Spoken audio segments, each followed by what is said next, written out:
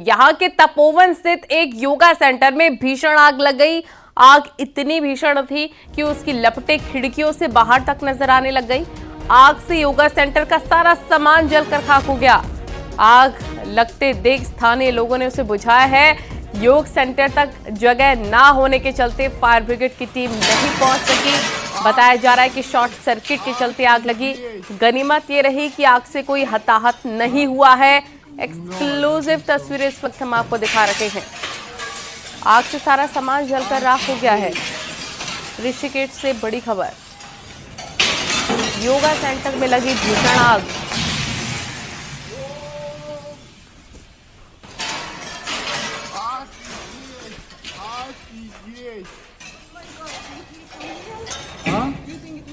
No, I don't think so. आगे बढ़ते हैं। सीएम पुष्कर सिंह धामी के निर्देश के बाद अवैध मदरसों पर प्रशासन की कार्रवाई लगातार जारी है। सोमवार को विकासनगर एसडीएम के नेतृत्व में प्रशासन की टीम ने 5 अवैध रूप से चल रहे मदरसों को सील किया। इसमें पहाड़ी गली में 4, कुंजा गांव में 1, हरबर्टपुर में 1 मदरसे पर कार्रवाई की गई। इस दौरान 6 मदरसों को नोटिस भी दिया गया। कार्रवाई से नाराज मुस्लिम समुदाय ने कार्रवाई को अनुचित बताया। आपको बता दें कि शनिवार को भी 4 मदरसों और 1 मस्जिद पर कार्रवाई की गई थी। शासन के निर्देशों के क्रम में जो अपंजीकृत बिना नक्शा पास कराए गए जो मदरसे हैं उन पे जिला प्रशासन, पुलिस प्रशासन, एमडीडीए की टीम के द्वारा कार्रवाई की गई है, जिसमें 5 अपंजीकृत मदरसों को सील किया गया है और 6 मदरसों को नोटिस दिए गए। हम तो ये मांग करते हैं कि आप जो है हमारे मदरसों को थोड़ा रमजान का वक्त तो दीजिए, कम से कम नोटिस भेजा जाता है, नोटिस भेजेगा, बगैर नोटिस की आप चीज कर रहे हैं, ये गलत है। सीएम पुष्कर सिंह धामी के सख्त निर्देश के बाद मदरसों की पड़ताल शुरू हो चुकी है और अवैध मदरसों पर प्रशासन के ताले लगने भी शुरू हो चुके हैं। पचवादुन की अगर बात करें तो बीते शनिवार से अब तक 9 मदरसों पर सील की कार्रवाई, तो 6 मदरसों को प्रशासन नोटिस भी थमा चुका है और इनके पास रजिस्ट्रेशन या फिर दस्तावेजों में खामियां पाई जा रही है, उनको प्रशासन लगातार सील कर रहा है और आगे भी कार्रवाई जारी रहने वाली है। विकासनगर से कुलदीप चौहान, न्यूज़ 18। और ऋषिकेश के सर्वहारा नगर स्थित बाइक शोरूम में सड़क पर पार्किंग को लेकर विवाद इतना बढ़ गया कि उसकी आंच अब पंजाब तक पहुंच गई है। बाइक शोरूम मालिक सिख समुदाय का है, जिससे स्थानीय नगर निगम पार्षद ने बदसलूकी की। शोरूम मालिक ने पार्षद और भीड़ पर पगड़ी से बदसलूकी का आरोप लगाया, जिस पर सिख समुदाय नाराज है और कोतवाली का घेराव किया। पार्किंग विवाद में दोनों पक्षों ने एक दूसरे के खिलाफ कार्रवाई की मांग की। दोनों तरफ से पुलिस को शिकायत दी गई और दोनों ही तरफ से केस दर्ज हो गया है। पुलिस ने सीसीटीवी फुटेज के आधार पर गिरफ्तारी शुरू कर दी है। अभी तक तोड़फोड़ और गुंडागर्दी कर रहे 3 लोगों को गिरफ्तार किया जा चुका है। बाकी की तलाश जारी है।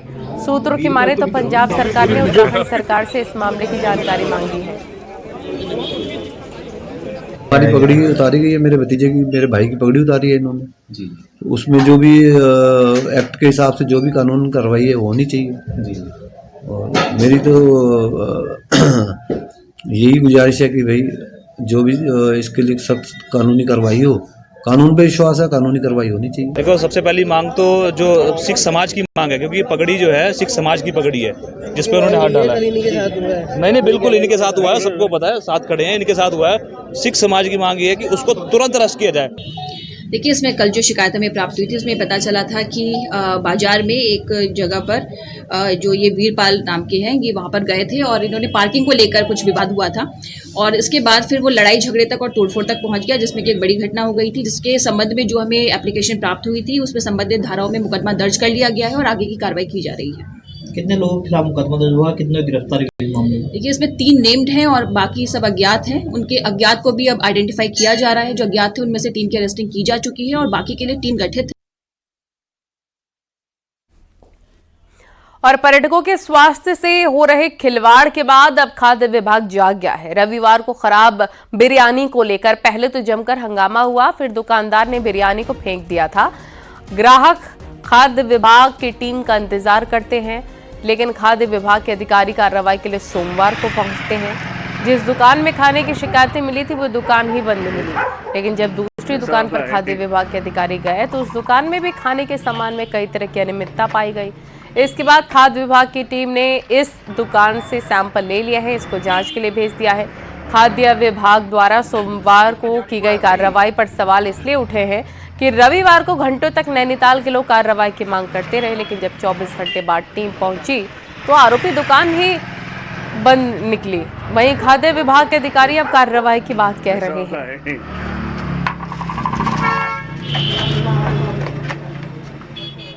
मेरे को भी कल रात को ये सूचना मिली थी कि यहाँ पे एक दुकान है अल बैग करके, और वहाँ से बिरयानी दिल्ली दरबार में गई थी और वो ख़राब थी वो, और उसकी चटनी भी गड़बड़ थी। तो इस संबंध में मेरे द्वारा जांच किया गया। अभी मैं दिल्ली दरबार में गया, वहाँ तो कोई बिरयानी वगैरह है नहीं। तो अब मेरे द्वारा अल बैग में जांच पड़ताल की गई है और इन्होंने कैमरे में स्वीकार किया है कि जो कथित रूप से वो था, जो ख़राब खाना था, वो मेरी दुकान का था। और देहरादून में आज पुष्कर धामी कैबिनेट की मीटिंग हुई। इसमें 17 बड़े फैसलों पर मुहर लग गई है। उत्तराखंड में अब 6ठी क्लास से 8वीं तक सिलेबस में उत्तराखंड की सांस्कृतिक परंपरा और राज्य आंदोलन के इतिहास को बढ़ाया जाएगा। 10वीं के बाद पॉलिटेक्निक करने वाले छात्रों की डिग्री को इंटर के समक्ष मान्यता दी गई है। साल 2024-25 के लिए गन्ना मूल्य निर्धारित तय किया गया है और अगेती प्रजाति के लिए 375 और सामान्य प्रजाति के लिए 365 रुपए प्रति क्विंटल रेट तय किया गया है। सीएम एकल महिला स्वरोजगार योजना को मंजूरी दी गई है।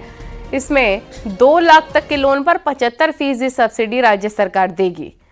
और ट्राउट मछली पालन को बढ़ावा देने के लिए 200 करोड़ की योजना को मंजूरी दी गई है। उधम सिंह नगर में पराग फार्म की 1354 एकड़ सीलिंग की जमीन को औद्योगिक विकास के लिए सिडकुल को देने की मंजूरी दी गई है।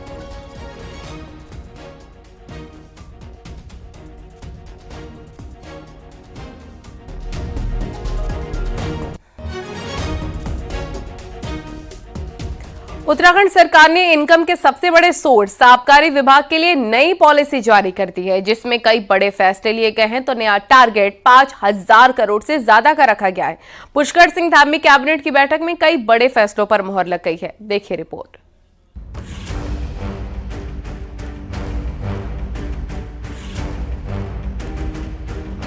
उत्तराखंड में शराब राजस्व का सबसे बड़ा सोर्स रहा है, तो ये सामाजिक मुद्दा भी रहा है। लिहाजा इसी को ध्यान में रखते हुए नई आबकारी नीति का ऐलान कर दिया गया है। शराब से मिलने वाले राजस्व का टारगेट इस बार बढ़ाकर 5060 करोड़ कर दिया है, जो पिछली बार से 14% ज्यादा है। नई पॉलिसी में प्रदेश के धार्मिक क्षेत्रों को शराब मुक्त घोषित कर दिया गया है। उन क्षेत्रों के आसपास खुली दुकानों को भी खत्म कर दिया गया है।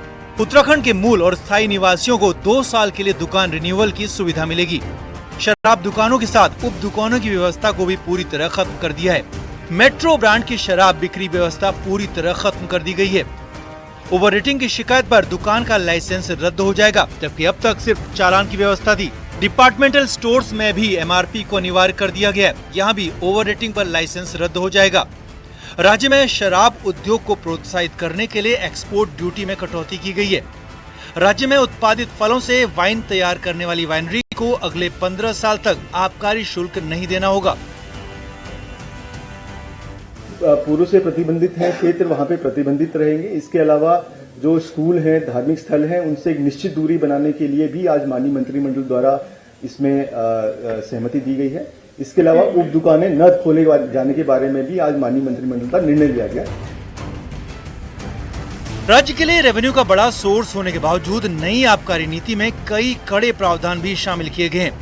नई आबकारी नीति में स्थानीय निवासियों के हितों को प्राथमिकता दी गई है, तो साथ ही वाइनरी में आबकारी टैक्स में छूट जैसे बड़े प्रावधानों से स्थानीय उत्पादों को भी बड़ा महत्व दिया गया है। देहरादून से न्यूज 18 के लिए सुनील नवप्रभात की रिपोर्ट।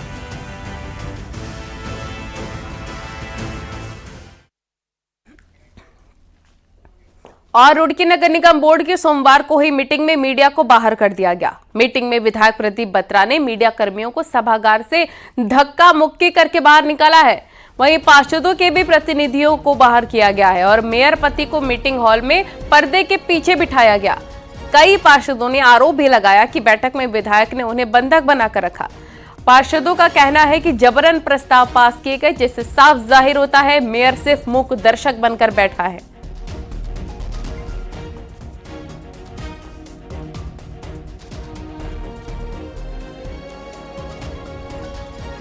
क्या गलत क्या जब हमारी विधानसभा चलती है तो उसमें भी उनका अलग से उन्हें रख बैठा जाता है। तो उन्हें बत्रा जी ने कहा कि ये हमारे पत्रकार भाई है, ये अंदर नहीं जा सकते। मैंने कहा कि एक बार उन्हें बुला लो, मैं अपना फोटो वगैरह खींच लेंगे, उसके बाद वो उन्हें कहते बाहर चले जाएंगे। तो उन्होंने ये बात नहीं मानी। दरवाजे बंद कर दिए कि मीडिया वाले नहीं आएंगे। जब मीडिया 5 साल से आ रहे तो हमें केवल बंदगी बना के रखा गया अंदर। सब लोग हमें ना कार्यकरण दिए, ना क्यों नाम एमएनए की चली वहाँ पे, ना मेयर की चली। दोनों कठपुतली बन के रहे। विधायक ने अपना आप संचालन करा, सारे काम विधायक ने करे और किसी को हाथ खड़े करने की, ना किसी को बोलने की। पहले एक बोल लगा, जब मैंने कह दिया बोर्ड खत्म होगा तो खत्म होगा। बोर्ड क्यों खत्म हो गया, आप उसका जवाब दो। आज नैनीताल हाईकोर्ट में निकाय चुनावों में आरक्षण के मामले को लेकर सुनवाई हुई। हाईकोर्ट में सरकार ने काउंटर एफिडेविट फाइल करने के लिए समय मांगा। हाईकोर्ट ने सरकार को काउंटर एफिडेविट फाइल करने के लिए 1 हफ्ते का वक्त दिया। कोर्ट ने राज्य निर्वाचन आयोग से कहा कि अगर वो इस मामले में अपना जवाब फाइल करना चाहती है तो फाइल कर सकती है। अब मामले में अगली सुनवाई 24 मार्च को होगी।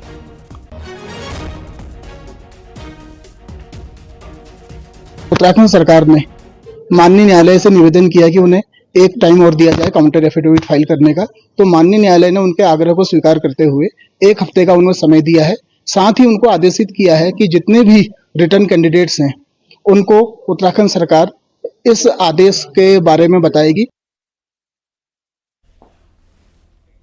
निकाय चुनाव में वोटर लिस्ट में गड़बड़ी की बड़ी शिकायतें मिली। इसके बाद अब कांग्रेस उत्तराखंड और गुजरात को मॉडल स्टेट बनाकर इसे मुद्दा बनाने की तैयारी में है। 3 महीने में कांग्रेस पूरी रिपोर्ट सबके सामने रखेगी, जिस पर सियासत शुरू हो गई है। देखिए।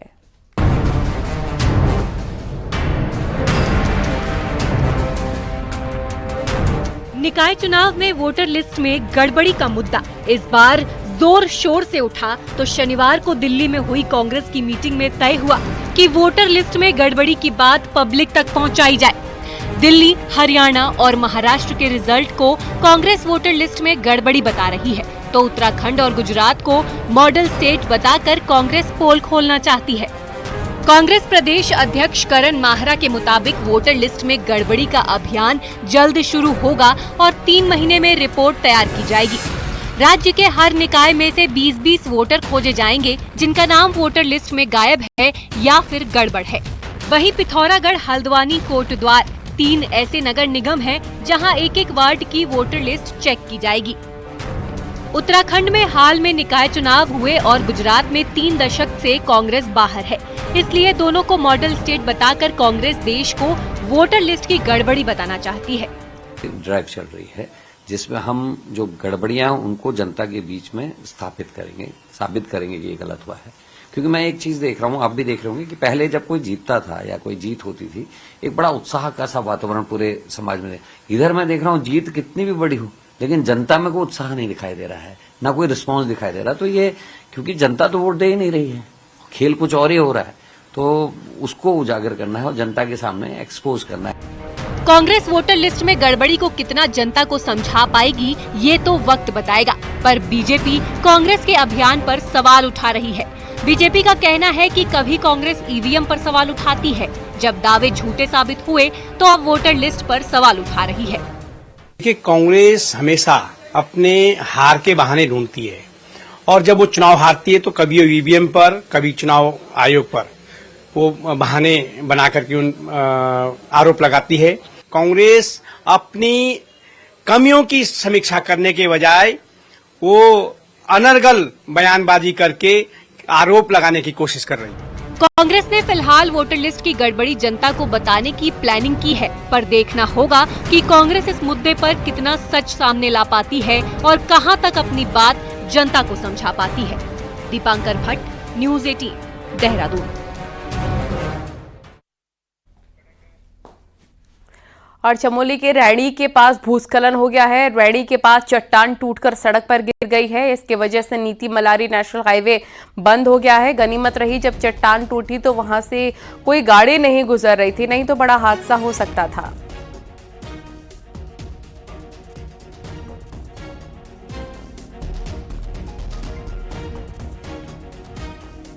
बड़ी खबर चमोली से, तस्वीरें भी देख सकते हैं आप।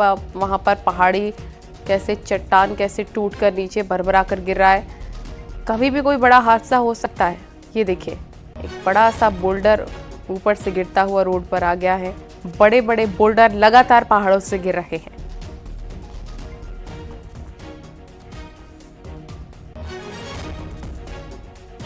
और इस वजह से नीति मलारी नेशनल हाईवे भी बंद हो गया है। तो उत्तराखंड के ऊंचाई वाले इलाकों में आज रात और मंगलवार के लिए एवलांच का अलर्ट जारी हुआ है। इसके बाद सभी एजेंसियों को अलर्ट किया गया। साथ ही ऊंचाई वाले इलाकों में पर्यटकों को नहीं जाने की सलाह दी गई। प्रशासन ने सभी ऊंचाई वाले इलाकों से पर्यटकों को वापस बुला लिया। इससे पहले चमोली में आए एवलांच में 8 लोगों की मौत हो गई थी।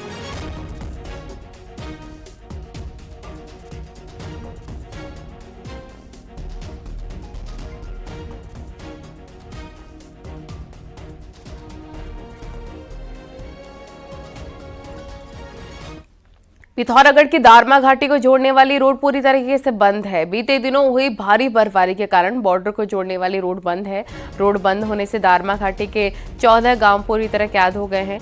बीआरओ रोड खोलने में जुटा है, लेकिन चलखूम के पास भारी ग्लेशियर टूटने से रोड खोलने में वक्त लग रहा है। चलखूम के पास 40 मीटर लंबा और 10 मीटर ऊंचा ग्लेशियर टूटा है। बीआरओ का कहना है कि अगर मौसम ठीक रहा तो 4 से 5 दिन में दारमा घाटी को जोड़ने वाली रोड खोल दी जाएगी।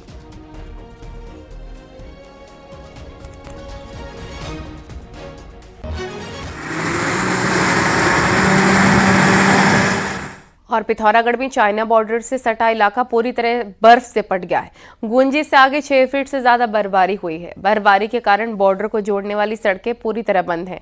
बीआरओ सड़कों से बर्फ हटाने में जुटा है, लेकिन पूरी बर्फ रोड से हटाने में वक्त लग सकता है। सड़कों के बंद होने से सीमाओं की सुरक्षा में तैनात जवानों को दिक्कतें हो रही हैं। यही नहीं, स्थानीय लोगों की राह भी स्नोफॉल ने रोक रखी है।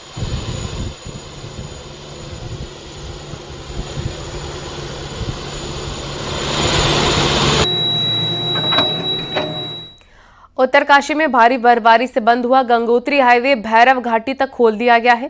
गंगोत्री धाम और बॉर्डर तक मार्ग खोलने का कार्य जारी है। बीआरओ की मशीन और मजदूर लगातार हाईवे को खोलने में जुट गए हैं। प्रधानमंत्री नरेंद्र मोदी के दौरे को लेकर तैयारी युद्ध स्तर पर जारी है। हर्षिल, धराली, मुखबा क्षेत्र में विद्युत आपूर्ति को 4 दिन बाद सुचारू कर दिया गया है। इसके साथ संचार सेवा भी बहाल हो गई है।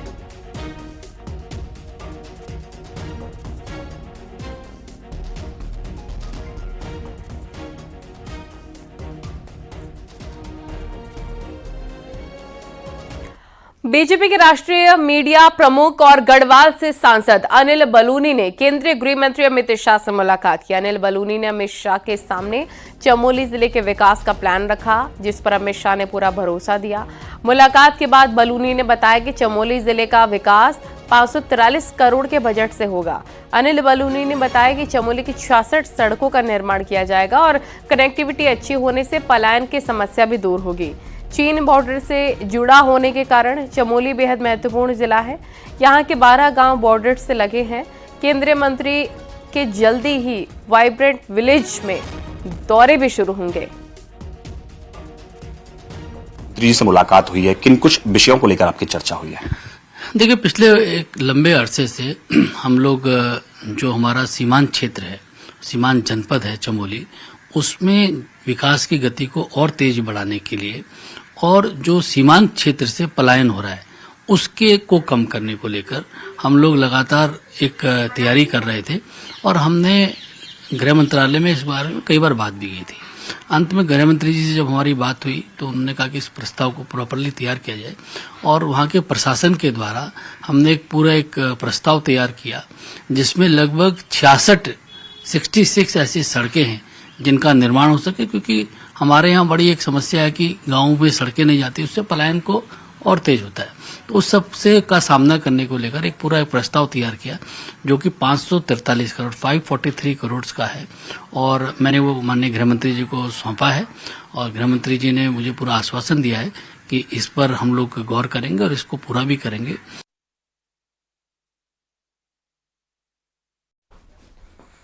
अल्मोड़ा के जागेश्वर में बिजली की आवाजाही से लोग काफी परेशान हैं और व्यापारियों ने ऊर्जा निगम के अधिकारियों का पुतला फूका और जमकर नारेबाजी भी की है। पिथौरागढ़ के डीएम ने अधिकारियों के साथ एक मीटिंग की। इसमें बर्फबारी के बाद बंद पड़ी सड़कों को जल्द खोलने के निर्देश दिए गए। कोटद्वार के मेयर शैलेंद्र सिंह रावत नगर निगम के अधिकारियों के साथ 10 वार्डों का निरीक्षण करते नजर आए। कहा कि विकास की नई रूपरेखा तैयार की जा रही है। अल्मोड़ा के बेस हॉस्पिटल में जल्दी ही 20 बेड डायलिसिस के लिए बन रहे हैं। अभी तक सिर्फ 6 बेड होने से मरीजों को मैदानी क्षेत्रों का रुख करना पड़ता था।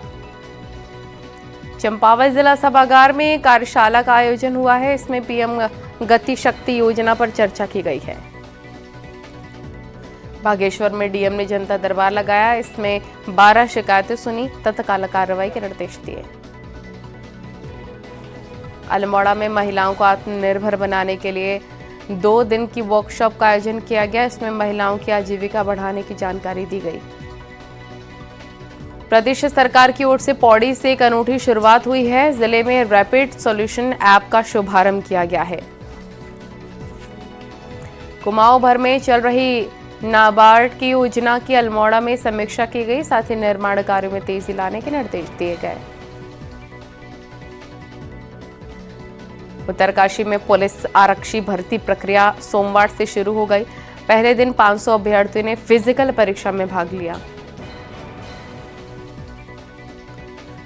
पिथौरागढ़ शहर और उससे सटे इलाकों का पानी इंसानी जिंदगी पर भारी पड़ सकता है। जल निगम की जांच में खुलासा हुआ है कि यहां के धारों और नालों के फीकल कोलिफॉर्म बैक्टीरिया बहुत ज्यादा है। प्राकृतिक जल स्रोतों में कोलिफॉर्म बैक्टीरिया की ज्यादा मौजूदगी कई गंभीर बीमारियों को जन्म दे सकती है। देखिए,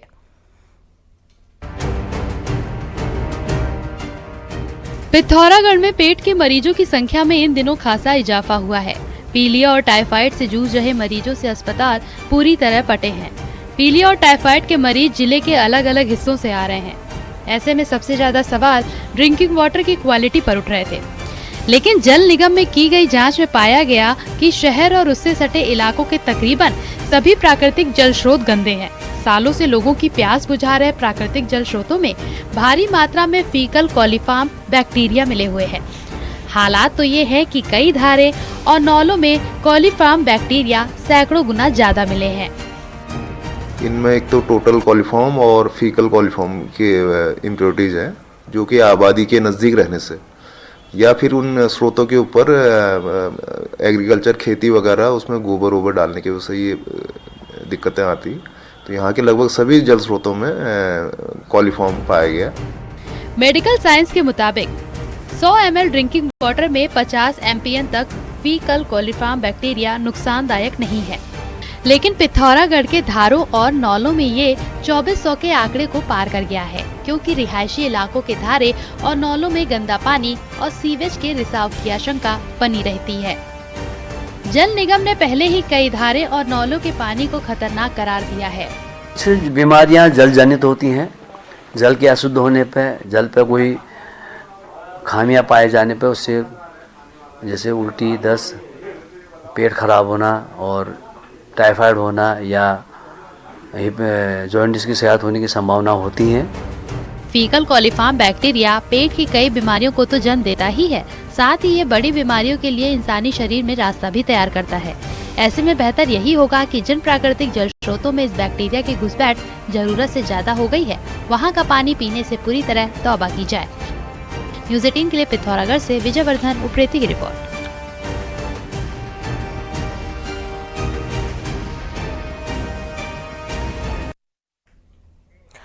और हरिद्वार में अवैध रूप से की जा रही प्लॉटिंग पर हरिद्वार रुड़की विकास प्राधिकरण का बुलडोजर चला है। यहां पर रावली महदूद क्षेत्र में कृषि भूमि पर अवैध रूप से प्लॉटिंग की जा रही थी। प्राधिकरण की ओर से नोटिस दिए जाने के बावजूद भी पवन पाल नाम के कॉलोनाइजर ने काम नहीं रोका, जिसके बाद प्राधिकरण की टीम ने प्लॉटिंग को ध्वस्त कर दिया है।